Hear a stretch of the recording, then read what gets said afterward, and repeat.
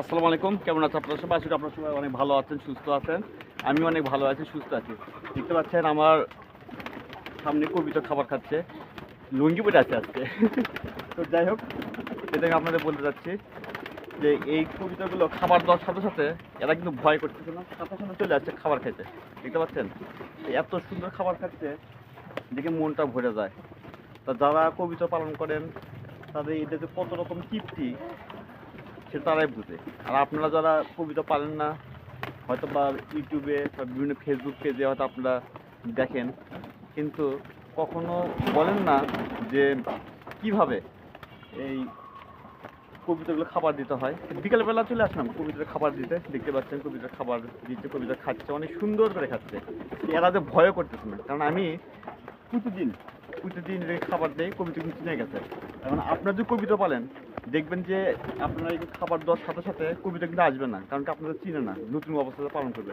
তো কবিতাকে যখন আপনারা প্রতিদিন কন্টিনিউ খাবার দিবেন, আপনি সকালে আর বিকালে, যখন এখন খাবার দিচ্ছে বিকালে, দেখতে পাচ্ছেন, তো বিকেলে যখন কবিতা খাবার দিবেন, তো কবিতা কিন্তু আপনাকে ভয় করবে না, আপনি আপনার সাথে সাথে কবিতাটা কিন্তু ওই চলে আসবে।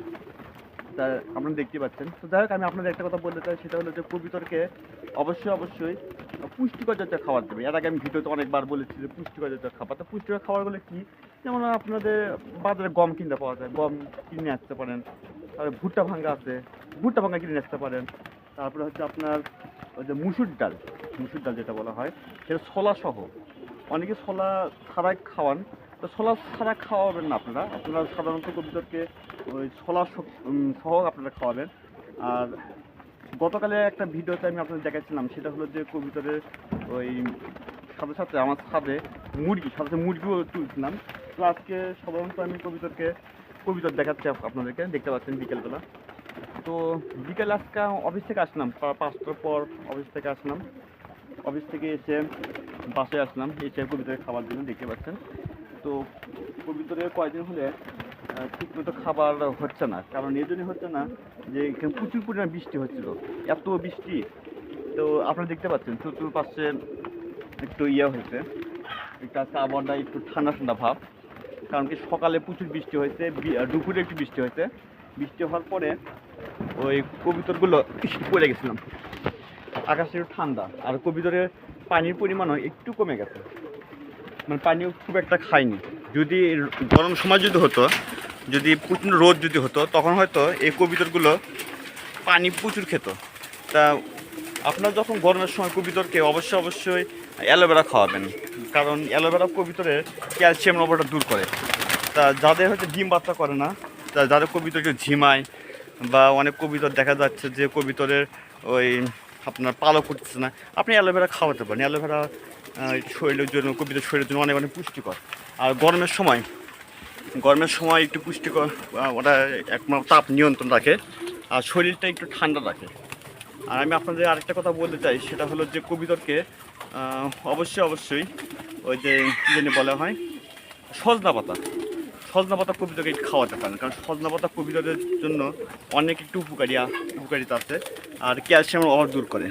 কারণ আপনার যার টাকা নেই, বলেন ভাই কবিতরকে পুষ্টিকর খাওয়া দিতে পারতেছেন না, অনেক ওষুধ আছে, তাই আমি আপনাদেরকে বলবো যে কবিতরকে সাধারণত ওই যেমন ক্যালসিয়াম অভাব দূর করার জন্য সজনা পাতাটা অবশ্যই দিবেন। আর সজনা পাতা কোনটা দিবেন, সেটা হলো যে সজনা পাতাটা আপনার যে গাছটা আছে, গ্রামেগঞ্জেও প্রচুর সজনা গাছ আছে, ওই সজনা গাছের যে গোড়ায় যে পাতাগুলো আছে, ওই পাতাগুলো আস্তে আস্তে ছিঁড়বেন, পানির সাথে ভালো করে ব্যারেন্ডার সাথে আপনার এটা গুঁড়া করে না হয়তো পিষে বা পাতার সাথে পিষেও খাওয়াতে পারেন, পানির সাথে মিশে খাওয়াতে পারেন। আর এটা কোনো পার্শ্ব প্রতিক্রিয়া নেই, কবিতর অনেক সুস্থ থাকবে। আর সেই সাথে তুলসী পাতা খাওয়াতে পারেন। কবিতরে কি তুলসী পাতা খাওয়ালে কবিতর জীবাণু রোগটা অনেক কমে যায়। যেমন কবিতরে আপনার সেই জন্য গ্রামে দেখা যায় একটা সুবিধা হলো যে বাড়ির আশে একটা তুলসী গাছ লাগাতে পারেন। সেই তুলসী গাছটা যখন বড় হবে, কবিতরের যে তুলসী পাতা যা আছে, সেই তুলসী পাতায় যে গোড়ায় আস্তে আস্তে তুলে ভালোকে পিছিয়ে তুলসী পাতা খাওয়াতে পারেন। এটা কবিতর যে অনেক উপকারী, আপনার মেডিসিন কিন্তু হবে না। আর আমি সাধারণত ভিডিও করে থাকি কীভাবে কম খরচে কবিতরে লালন পালন করা, সেটা আমি আপনাদের বলছি। আর এনেকে হয়তো খাবার কেনার টাকা নেই, অনেকে বলে ভাই খাবার তো কিনবো, টাকা পয়সা তো নাই, কীভাবে করি। তবে হ্যাঁ, ধান আর গম আপনি খাওয়াতে পারেন। কারণ কি বাজিকর খাবারে ধান আর গম খাওয়াতে পারেন, মিক্সড করে খাওয়াতে পারেন। আর যদি বলেন যে ভাই আমার টাকা একটু বেশি আছে, ওই সাথে সাথে দেখা যায় ধান, গম, ভুট্টা ভাঙ্গা, খেরাচি এগুলি খাওয়াতে পারেন। তো সাধারণত যাদের টাকা পয়সা কম আছে, ধান আর গম আর ওর সাথে ভুট্টা ভাঙ্গা দেওয়া হয়, 3 মিশে খাওয়াতে হয়। এই গিরিবাজ জাতীয় কবিতা পালন করতে পারে। আর গিরিবাজ কবিতর কিন্তু খুব বাচ্চা দেয়, যেটা সত্য কথা। অনেকে এটা বলে ভাই কবিতা 12 মাসে নাকি 13টা বাচ্চা দেয়, এটা ভাই ভুয়া কথা, এটা আমি বিশ্বাস করি না। কবিতা সাধারণত ওই দেখা যাচ্ছে 1 মাসে 6 থেকে 7টা বাচ্চা দিবে, কিন্তু আপনার হুবহুব মানে এগুলি দিবে না যে 12 মাসে 13টা বাচ্চা, এটা দিবে না, এটা ভুল কথা। তো আমি আপনাদেরকে একটা কথা বলি, কবিতরে সাধারণত এগুলি কম খরচে পালন করতে পারেন, যা আমার মতো টাকা পয়সা নেই। তো আমি সাধারণত এগুলিভাবে পালন করি। তো দেখতে পাচ্ছেন আল্লাহর মতো কবিতা অনেক বেড়ে গেছে। আর আমি আরেকটা কথা সেটা বলতে চাই, সেটা হলো যে কবিতরের একটা জিনিস লক্ষ্য রাখবেন, যে ভাইরাস জন্য অ্যাটাক না করে। কারণ ভাইরাস হলে কবিতরের আপনার বংশ একবার নির্বংশ করে ফেলে দেবে। আর সেই ভাইরাসটা হলো কি, আপনি কীভাবে বুঝবেন, এটা যে কোনো সময় অ্যাটাক করতে পারে। সেজন্য কী করতে হবে, ঘরটা পরিষ্কার পরিচ্ছন্ন রাখতে হবে। তা সে ঘরটা পরিষ্কার পরিচ্ছন্ন রাখতে হলে আপনাকে প্রথমে পটাশে পানি দিতে হবে। এখন আপনারা বলবেন যে ভাই পটাশে পানি কীভাবে দেবো? হ্যাঁ, পটাশটা পানির সাথে গুলে আপনি স্প্রে করে ঘরের সাথে একটু একটু দিতে পারেন, তাহলে কবিতার জীবাণুটা মারা যাবে, ভাইরাসও মারা যাবে, কবিতাটা কিন্তু আপনার সুস্থ থাকবে। আর এখন যদি বলেন যে ভাই আমার তো টাকা পয়সা নেই, পটাশ কেনার তো টাকা নেই, কী করবো? তবে হ্যাঁ, আপনার একটা সাধারণত কাজ করে রসুন করতে পারে। রসুনটা কী করবে, পানির সাথে আগে রসুনটা পানি করবেন, ওই যে পাটা আছে না, পাটার সাথে ভালো করে পিষবেন, সেই সাথে সাথে ওই নাল ব্লেন্ডার করতে পারেন, করে পানির সাথে স্প্রে করে দিতে পারেন, তাহলে জীবাণুটা কিছুটা নষ্ট আপনার ধ্বংস হয়ে যাবে। তো আমি সাধারণত এগুলি করি। আল্লাহর রহমতে কবুতরের এখন পর্যন্ত কোনো অসুবিধা হয় নাই, তবে এর আগে হয়েছিল আমি না বোঝার কারণে। তো যারা আমার মতো টাকা পয়সা নেই, তারা হয়তো এইগুলো কাজ করতে পারেন। দেখতে পাচ্ছেন আমাকে যে কবুতর একটু উঠে গেল, খাওয়া শেষ তো উঠে গেল আর কি, তবুও খাচ্ছে, দেখতে পাচ্ছেন। তো এইগুলি সাধারণত আমি করে থাকি। আরেকটা কথা হলো কি, যে আমি বাড়ির ছাদে কবিতাগুলো পালন করে থাকি। দেখতে পাচ্ছেন আমার এটা এর আগে আমার ভিডিওতে দেখাচ্ছিলাম।